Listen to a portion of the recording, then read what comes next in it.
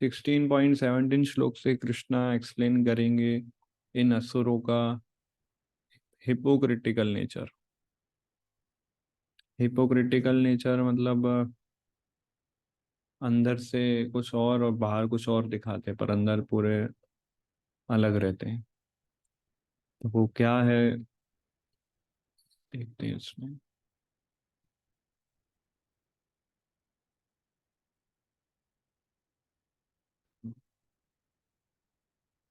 आत्मसंभाविता स्तब्धा धनम मानम मदान्विता यजन्ते नाम यज्ञैस्ते दम्भे नहीं दम्भे ना विधि पूर्वकम। Yes. Translation: self-complacent and always impudent, deluded by wealth and false prestige, they sometimes proudly perform sacrifices in name only, without following any rules or regulations. सो ये लोग self complacent होते हैं। Self complacent मतलब कि सेल्फ कंप्लेसेंट यानी कि तमोगुण बोल सकते हैं हम। और कुछ ज़्यादा अधिक करना नहीं है। और इम्प्यूडेंट, इम्प्यूडेंट यानी कि ये लोग अपनी अथॉरिटी का कोई सम्मान नहीं करते हैं। जो इनके ऊपर जो इनके अध्यक्ष होते हैं वो ये लोग ये समझते हैं कि ये खुद ही अपनी अथॉरिटी है। किसी अथॉरिटी को ये एक्सेप्ट नहीं करते, उसको बोलते हैं इम्प्यूडेंट, स्तब्धा। और diluted by wealth and false prestige, धन और मान इनका नशा इनको चढ़ा होता है ना। सो diluted by wealth and they sometimes proudly perform sacrifices name in name only। सिर्फ दिखाने के लिए ये लोग यज्ञ आदि ये सब रिचुअल्स फॉलो करते हैं ना। और एक्सटर्नल चीजों में खोए रहते हैं, सब्सटेंस इनके पास नहीं होता है ना। अपने नेम फेम के लिए ये यज्ञ करते हैं ना। और विदाउट फॉलोइंग एनी रूल्स और रेगुलेशन ना, कोई रूल्स रेगुलेशन को ये एक्सेप्ट नहीं करते हैं, नीति नियमों का पालन नहीं करते हैं। अपने नियम बनाते हैं अगर बनाने हो तो। इन ये लोग स्पिरिचुअल एडवांसमेंट मतलब आध्यात्मिक उन्नति में विश्वास नहीं रखते हैं। शास्त्रों में इनकी रुचि नहीं है। और क्या विधियां हैं उसमें नहीं जा उसमें इनको कोई रुचि नहीं है। इनको बस वैदिक रिचुअल सारे फॉलो करने ताकि सोसाइटी में इनका मान सम्मान रहे। शास्त्र में बोलते हैं कि नाम यज्ञ करना चाहिए। क्या है नाम यज्ञ? व्हाट इज नाम यज्ञ? हरे नाम संकीर्तन। हरे नाम संकीर्तन, राइट। तो शास्त्र में बोलते हैं नाम यज्ञ करना चाहिए, पर ये लोग यज्ञ नाम के लिए करते हैं। ठीक है। ये लोग यज्ञ करते हैं पर सिर्फ नाम के लिए। सो जीवन का लक्ष्य इनको नहीं पता है। स्पिरिचुअल लाइफ या रिलीजन जो है फेथ अपलिफ्टमेंट के लिए यूज होता है, फेथ बढ़ाने के लिए। पर ये लोग रिलीजन क्या फेस लिफ्टिंग के लिए करते हैं। फेस लिफ्टिंग यानी कि अपना नेम फेम बढ़े और लोगों को अच्छा दिखाने के लिए कि देखो मैं भी धार्मिक हूँ। ये लोग संन्यास लेते हैं ताकि उनका प्रेस्टीज बढ़े समाज में, इसलिए ये लोग संन्यास ले लेते हैं कभी कभी। और इनका क्या पब्लिसिटी मेन फोकस रहता है इनका, प्योरिटी नहीं, पब्लिसिटी। ये लोग रिलीजन इसलिए फॉलो करते हैं जस्ट टू पब्लिसाइज, मतलब लोगों का अटेंशन कैप्चर करना। इसलिए ये लोग धार्मिक प्रवृत्ति में लगते हैं। अदरवाइज इनका कोई ये उद्देश्य नहीं है कि भगवान का गुणगान हो। सो पर्पस इनका है पब्लिसिटी, प्योरिटी नहीं। और ये जो प्रैक्टिसेस है, जैसे जप करना, मंदिर आना, स्क्रिप्चर्स पढ़ना, भक्तों का संग करना, ये बहुत टाइम कंज्यूमिंग प्रोसेस है। इसके लिए बहुत पेशेंस चाहिए, है ना। आप लोग कितने समय से जप कर रहे हो, धीरे धीरे 1 दिन 2 दिन 3 दिन मंगला और ये सब करते करते करते बहुत समय के बाद हम लोग फिर इधर इस स्टेज पर पहुंचे। तो इसके लिए पेशेंस चाहिए, सत्वगुण चाहिए। पर इन असुरों के अंदर ये सारी चीजें विकसित नहीं होती।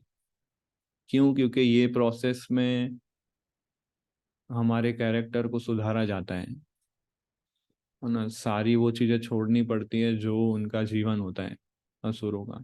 तो इसलिए ये लोग इस प्रोसेस को, ये लोग कैरेक्टर में नहीं मानते, ये लोग इमेज में मानते हैं। ठीक है ना, कैरेक्टर और इमेज में अंतर है।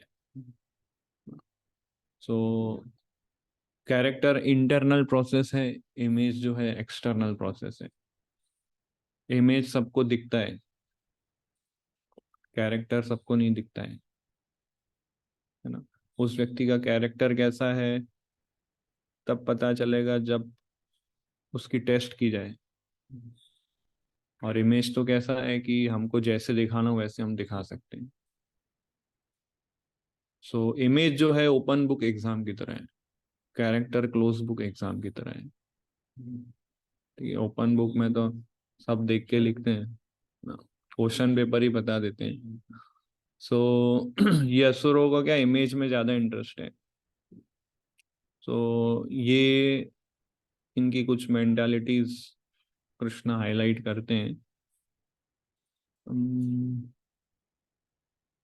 देखते हैं इस चार्ट के अंदर।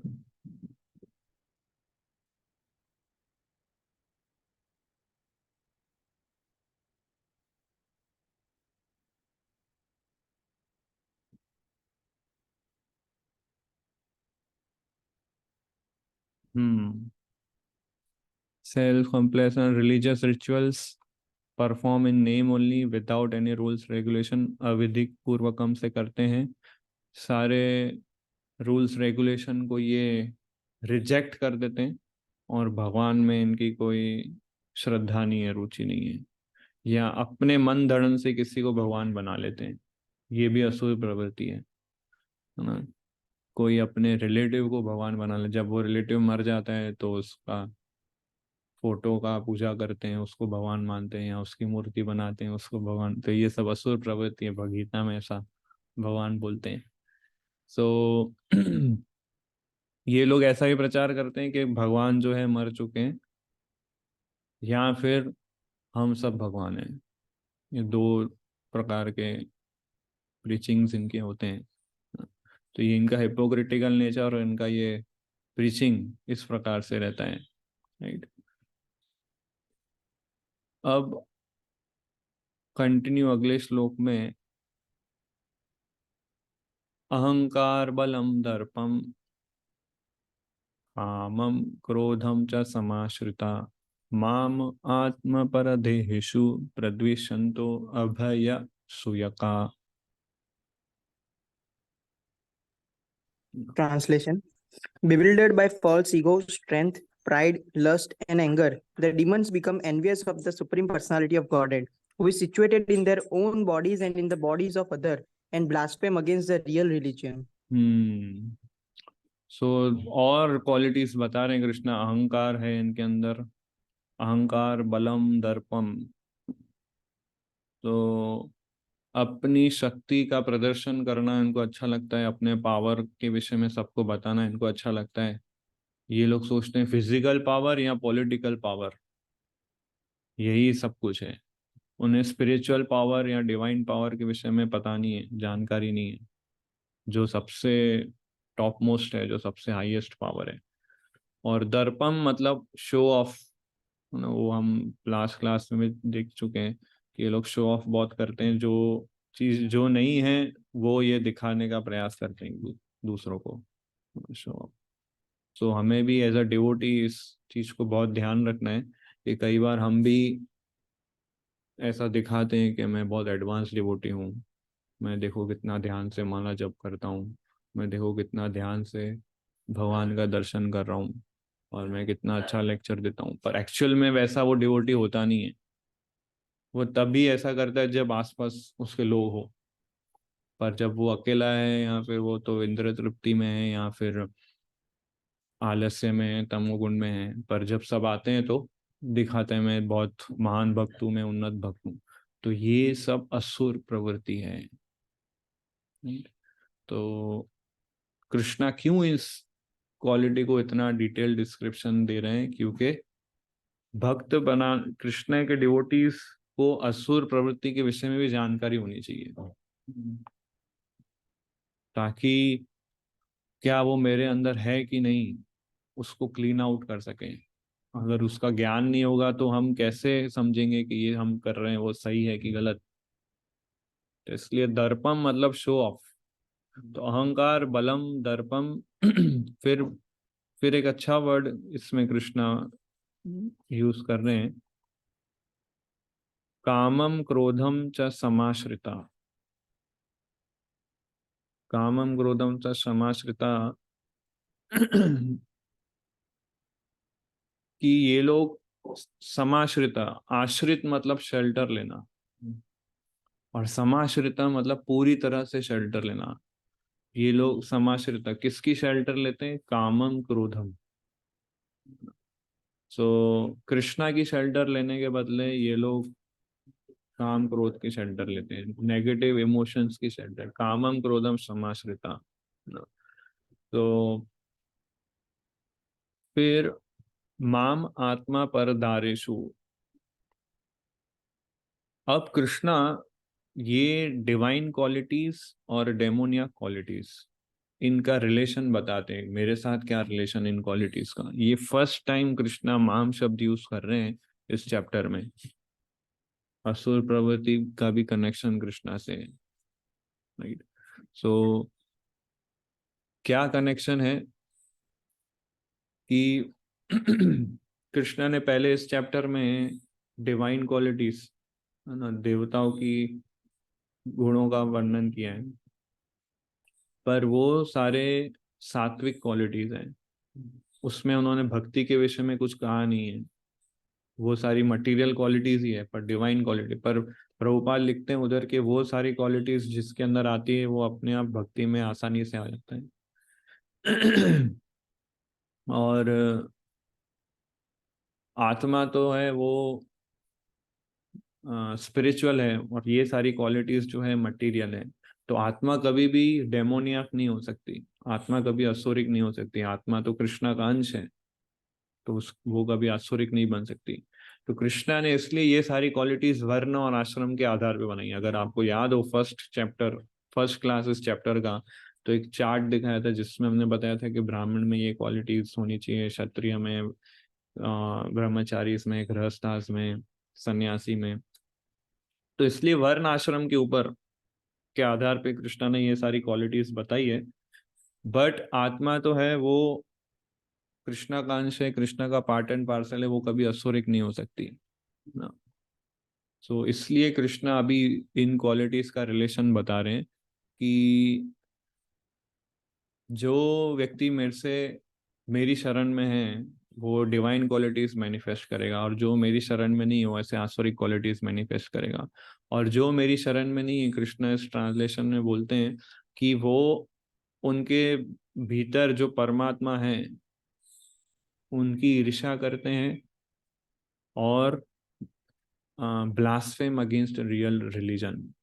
ब्लास्फेम अगेंस्ट रियल रिलीजन मतलब कि जो वास्तविक में जो धार्मिक प्रवृत्ति या धार्मिक कार्य है उसकी निंदा करते हैं। और ये लोग अहंकार दिखाते हैं, और अहंकार ही इनका बल है, ऐसा।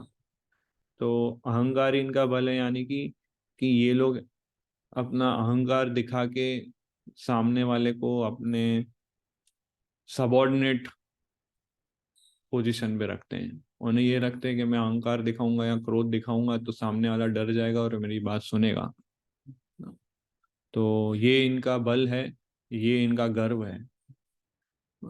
तो इसलिए इनको ये सब चीज़ों में बहुत अच्छा आनंद आता है। और कभी भी कोई कॉन्फ्लिक्ट हो, ये लोग पहले जाके उधर अपना अहंकार दिखाएंगे और उसके माध्यम से उस कॉन्फ्लिक्ट को सॉल्व करते हैं।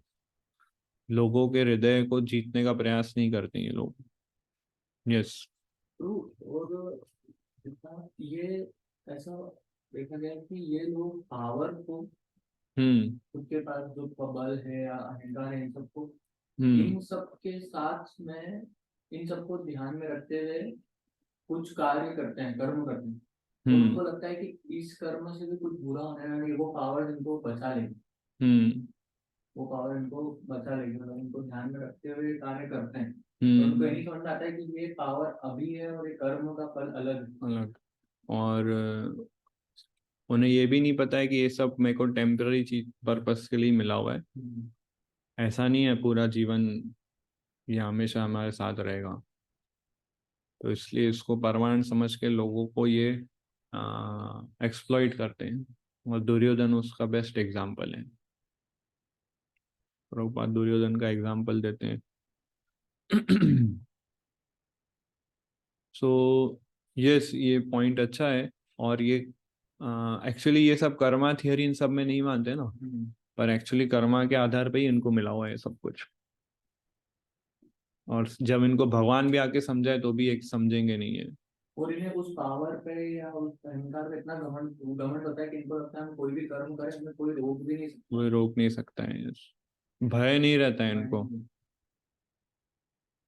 और बुद्धि राइट। तो पहले ही खत्म हो चुकी है, तो ज्ञान गुरु साधु शास्त्र किसी की रिस्पेक्ट भी नहीं करते हैं। इवन तो खुद को भी भगवान मानने लगते हैं। हाँ, खुद को भी भगवान एट द एंड तो वही है। और वो जो कार्य करते हैं उनको नई रीति रिवाज बनाते जाते हैं कि ये एक कल्चर है। यस।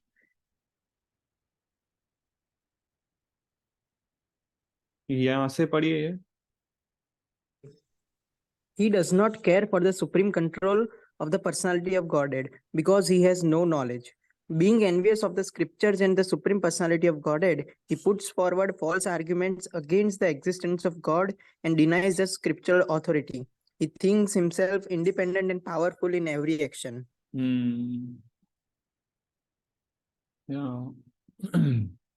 अब इन असुरों के साथ कृष्णा क्या करते हैं, या इन असुरों का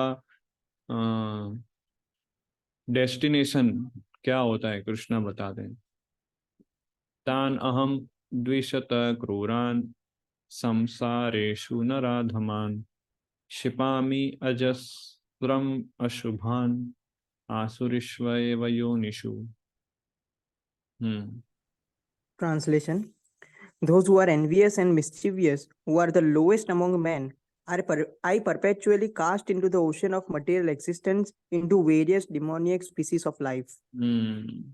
तो कृष्णा बोल रहे हैं कि ऐसे लोगों को मैं आसुरिक योनियों में ही डालता हूँ और भौतिक संसार के एकदम अंधकार वाले स्थान में छोड़ देता हूँ।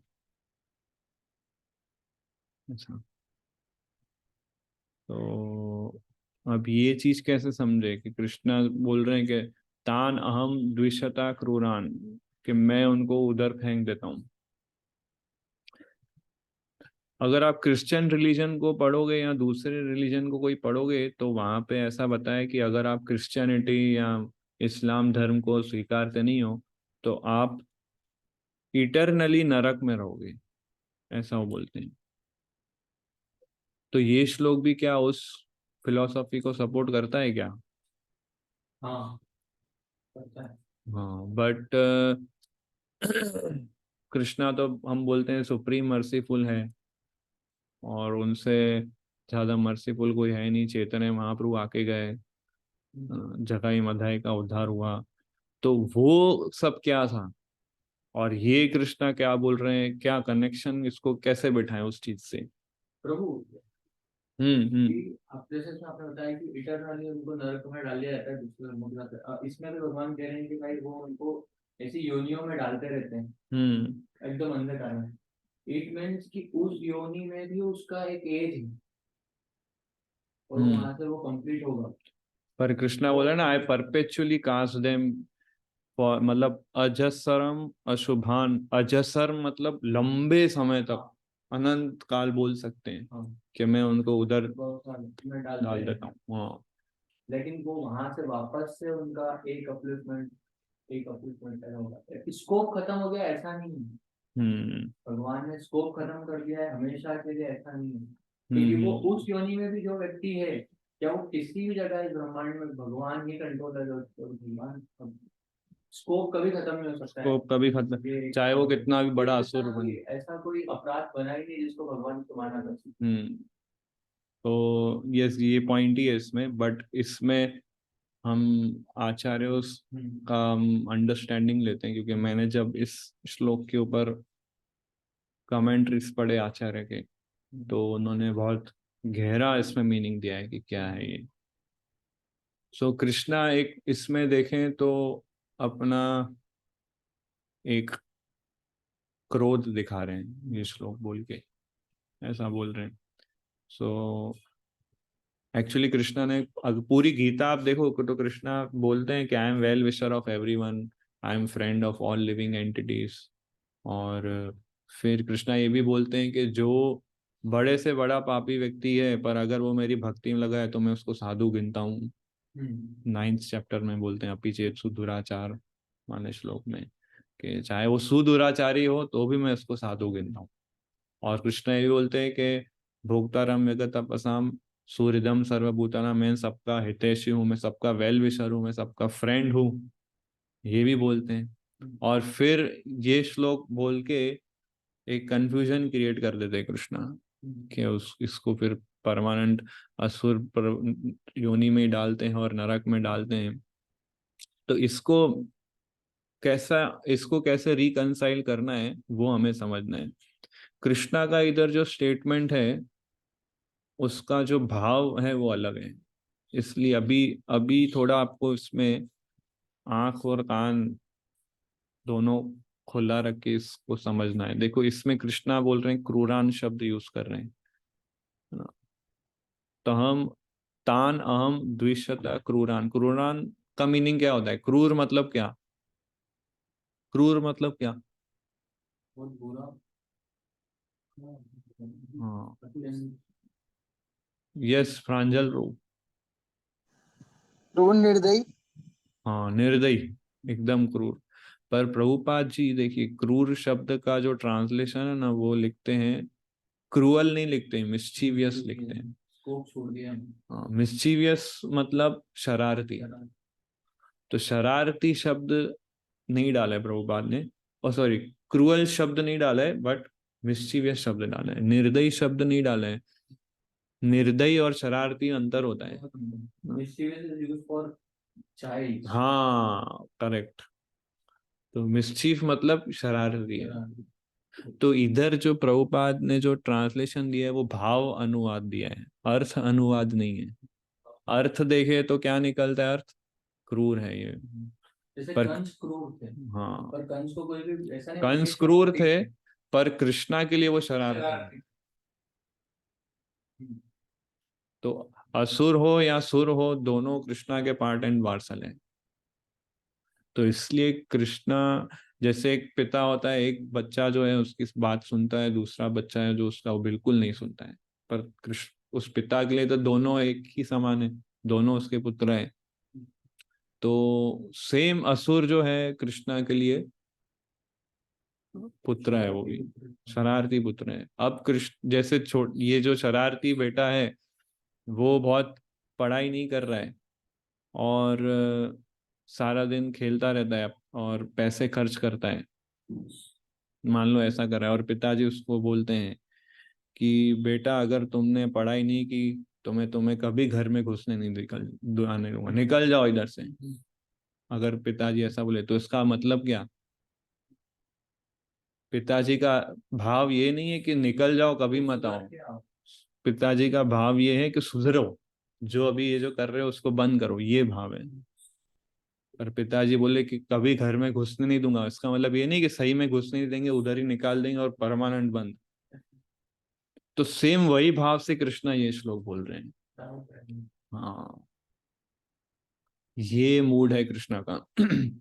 बाकी असुर भी उनके ही पार्ट एंड पार्सल है। इसलिए कई लोग हैं ना भगवत गीता के ये श्लोक को मिसअंडरस्टूड कर लेते हैं और समझ नहीं पाते हैं, और फिर वो क्यों, क्योंकि इतना उन्होंने सुना है Krishna is all merciful, Krishna is all merciful, Krishna is all powerful, पर जब ये श्लोक सुनते हैं तो वो लोग समझ, इसलिए कई लोग क्या गीता के एक्चुअल मीनिंग को ग्रास्प नहीं कर पाते हैं, क्योंकि वो अर्थ अनुवाद में ही खोए हुए होते हैं, अर्थों में ही खोए होते हैं, पर उसका जो मीनिंग, उसका भाव, उसकी कॉन्शियसनेस, वो हमें प्योर डिवोटीज ही बता सकते हैं। तो प्रभुपाद ने इसलिए इसका जो मीनिंग रखा है वो मिस्चीवियस रखा है। तो कृष्णा जब ये बोल रहे हैं कि मैं उनको असुर योनि में डाल देता हूँ और हमेशा उसी में ही वो सड़ते रहेंगे, इसका मतलब ये है कि कृष्णा चाहते हैं कि वो लोग जो कार्य वो कर रहे हैं उसे बंद करें, क्रोध में आके, है ना, जैसे पेरेंट्स होते हैं अपने बच्चे को ठीक करने के लिए कई बार डांटते हैं बहुत, तो उसी भाव से कृष्णा ये श्लोक बोल रहे हैं। तो वो दुर्योधन या कितने भी बड़े जो भी रहे हैं, ये सब मिस्चीवियस कैटेगरी, मिस्चीवियस कृष्णा के लिए, क्रूअल है ही नहीं कोई कृष्णा के लिए। कृष्णा के लिए कोई क्रूअल नहीं है। इसलिए जो आपने बोला कि कोई स्कोप कभी एंड हो ही नहीं सकता, स्कोप एंड होप हमेशा ऑन है कृष्णा के लिए। और जो दूसरे धर्मों के बारे में आपने स्टडी में बताया, मतलब कि वो गलत बोला जा रहा है। वो गलत, वो एक्चुअली क्या है, वो निम्न कोटि, क्योंकि इस्लाम क्रिश्चियन ये सब क्या प्रिमिटिव रिलीजन है। प्रिमिटिव रिलीजन मतलब इतना वेल डेवलप्ड रिलीजन नहीं है। असुर लोग उस आपको ज्यादा मिलेंगे उस धर्म के अंदर। तो असुर लोग है, इसलिए कृष्णा उस उनके शास्त्रों में डांटते ही है कि निकल जाओ, अगर तुमने नहीं किया तो मैं तुम्हें घर से निकाल दूंगा। उधर क्या उनके शास्त्रों में सिर्फ डांटा ही है भगवान ने, सुधार, पर उसका भाव वो लोग नहीं समझ रहे हैं, इसलिए वो भय भक्ति करते हैं फिर। वो प्रभु आपको पता है इन इन दोनों मतलब कोई भी धर्मों में दो तरीके से ही दिखाया जाता है। एक तो दिखाया जाता है कि तुम्हें भोगने को मिलेगा, और भोग भी मटेरियल मटेरियल मतलब हेवन। और एक तरफ दिखाया जाता है कि अगर ये नहीं करा तो नरक में जाओगे और जलते रहोगे हमेशा इनफाइनाइट टाइम तक। मतलब इंसान के पास कोई ऑप्शन छोड़ा ही नहीं बचा, या तो ये या तो ये। हाँ, जो बच्चा अगर बात से नहीं सुनता है तो उसको फिर लात मारनी पड़ती है, फिर उसको बताया जाता है, उसको डराया जाता है कि सुधर जाओ सुधर जाओ। पर पर्पस पनिशमेंट नहीं है, पर्पस है सुधारना। ये मैंने इसलिए जो नरक बनाया है वो भगवान ने इसलिए बनाया है ताकि उनकी सफरिंग कम हुए। उनको सफरिंग देने के लिए नरक नहीं बनाए, पर सफरिंग से बचाने के लिए नरक बनाए, ये बोल सकते हैं। तो अगले श्लोक में एक्चुअली 16.20 में यही है। अ,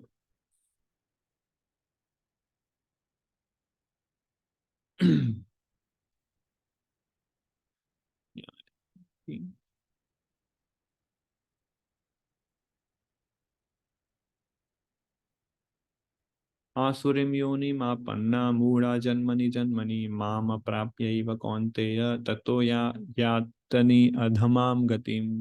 yes. Translation. Attaining repeated birth among the species of demoniac life. O son of Kunti, such persons can never approach me. Gradually, they sink down to the most abominable type of existence. तो वही parent वाला anger है ये। बोल कृष्णा क्या बोल रहे हैं, such person can never approach me and they gradually sink down to most अबॉमिनेबल।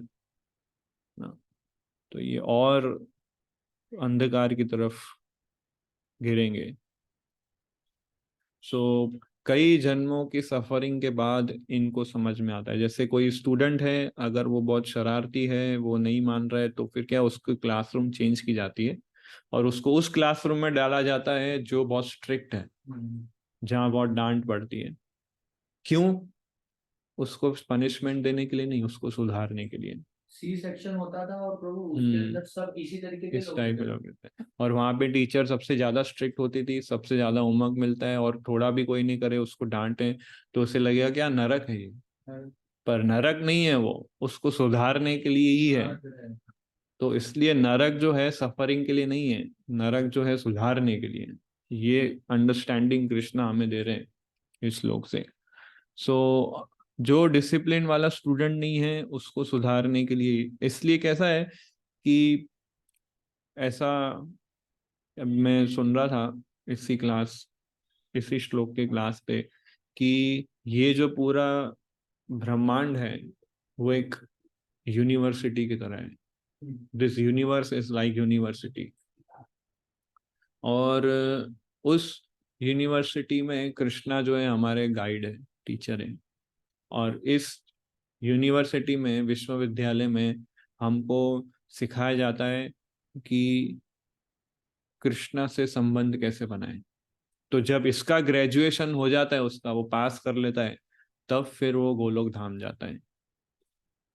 पर जो लोग इसको सीखना नहीं चाहते हैं, जो लोग ये ग्रेजुएशन जो क्लियर नहीं करते हैं, और बार बार जैसे बताए कामम क्रोधम समाश्रिता, है ना, काम क्रोध लोग को ही ये सब कुछ मानते हैं, तो इनको सिखाने के लिए कृष्णा इनकी क्लासरूम चेंज करते हैं, और वो उस क्लासरूम का नाम है नरक।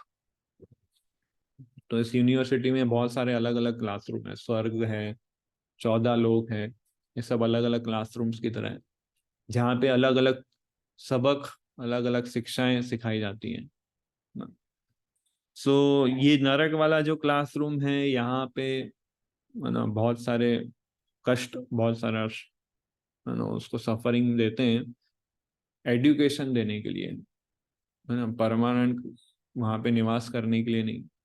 और दूसरा इम्पोर्टेंट चीज कि ये क्लासरूम सबके लिए कंपलसरी नहीं है।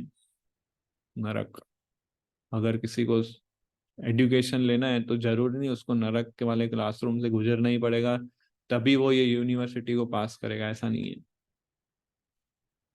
ना। इससे भी अच्छे क्लासरूम है, वहां पे अगर वो सीखता है अच्छे से तो वो नरक वाले क्लासरूम को बायपास कर सकता है। तो इसलिए कृष्णा जो इसमें बोल रहे हैं क्या है, परपेचुअली कास्ट देम, और फिर वो लोग कभी मुझे अप्रोच नहीं कर सकते। तो इसका मतलब ये नहीं कि उनका स्कोप खत्म हो गया, ऐसा नहीं है। पर कृष्णा का भाव इसमें अलग है। कोई भी, है ना, प्रभुपाद को किसी ने पूछा कि क्या नरक जो होता है वो इटरनल होता है क्या, तो प्रभुपाद ने आंसर दिया कि कृष्णा भक्ति के अलावा कुछ इटरनल नहीं है यहाँ पे, सब कुछ टेम्पररी है। तो कृष्णा इधर ये श्लोक बोल के हमें भी और असुरों को भी एक अंडरस्टैंडिंग है, टीचिंग दे रहे हैं कि अगर आप लोग मुझसे रिलेशन नहीं डेवलप करोगे तो सफरिंग से गुजरना होगा, और अल्टीमेटली तब सुधरोगे। या तो स्टूडेंट कैसे दो टाइप के होते हैं, एक बार बोल दिया वो सुन लेते हैं, या फिर उसको डंडे मार के सुधारते हैं। तो अल्टीमेटली है उसको डिसिप्लिन में लाना। तो कैसे लाते हो वो ऑप्शन सबके लिए अलग अलग, अपने फ्री विल से वो लोग चूज करते हैं। सो प्राइमरी पर्पस है एजुकेशन, सफरिंग नहीं। और फिर 21 श्लोक में कृष्णा तीन गेटवे बताते हैं, उस क्लासरूम में जाने के तीन रास्ते हैं, काम क्रोध लोभ, जो हम नेक्स्ट क्लास में डिस्कस करेंगे। सो किसी का कोई क्वेश्चन इसमें तो पूछ सकते हैं।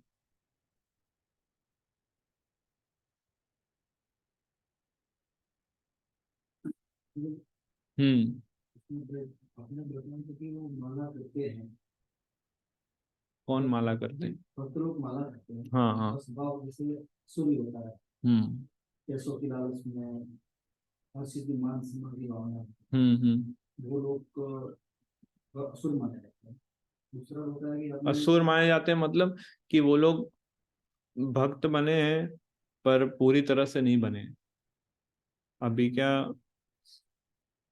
सुधरने की स्टेज पर है, पर पूरी तरह से सुधरे नहीं है। दूसरी तरफ बोला कि पाप जो करते हैं वो भक्त है, तो वो लोग को वो भक्त मानते हैं। मुसलमान क्या? हाँ, तो जो दोनों में अंतर ये है कि जो पहला जो आपने बताया कि वो लोग नाम के लिए सब करते हैं, तो उनको जानकारी नहीं है कि मैं गलत कर रहा हूँ। पर जिसको जानकारी हो जाती है कि ये मेरा गलत है, ये नहीं करना चाहिए, पर मेरा मन मेरे को भटका देता है और फिर वो गलती करते हैं और फिर वो पछताते हैं और फिर से सुधरने का ट्राई करते हैं, ऐसे लोग को साधु मानते हैं। पर जो लोग ऐसे सुधरने का ट्राई नहीं करते, उनको पछतावा नहीं होता है और गलती पे गलती करते रहते हैं सोच के कि नहीं सब ठीक हो जाएगा, उनको साधु नहीं गिनते। तो साधु कृष्णा किनको गिनते हैं? जो गलती करने पर भी स्वीकारता है कि यस ये मेरी गलती है और मैं दोबारा इसे नहीं करूंगा, उसका पूरा प्रयास करूंगा। फिर भी उससे गलती हो रही है क्योंकि माया बहुत स्ट्रांग है या वो बहुत वीक है, और उससे सिंसियरली बचने का प्रयास करता है, प्रार्थना करता है, फेल होता है, गिरता है, उठने का, ऐसे व्यक्ति को साधु गिनते हैं। पर ये जो असुर इसमें जो बताया है वो लोग इस तरह से नहीं करते हैं, इनके लिए अलग तरीका अपनाते हैं फिर। प्रवृत्तियां उनकी आसुरी होती हैं।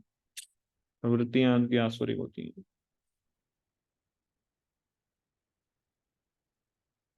ठीक है, तो यहाँ एंड करते हैं। श्रीमद् भगवत गीता की जय। श्रील प्रभुपाद की जय।